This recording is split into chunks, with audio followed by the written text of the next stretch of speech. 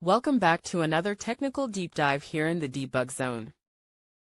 Today, we're tackling a big question and breaking it down with insights from other users.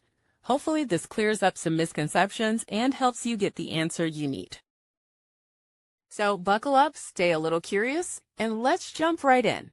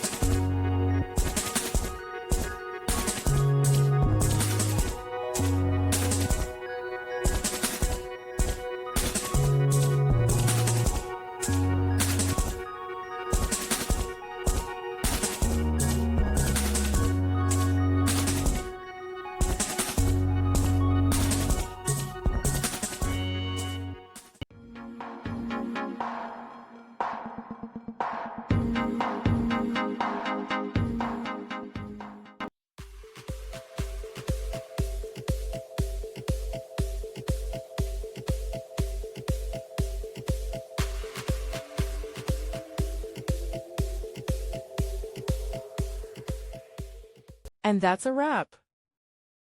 I hope you found the answer you were looking for. If you did, take a second to hit that subscribe button. It really helps out.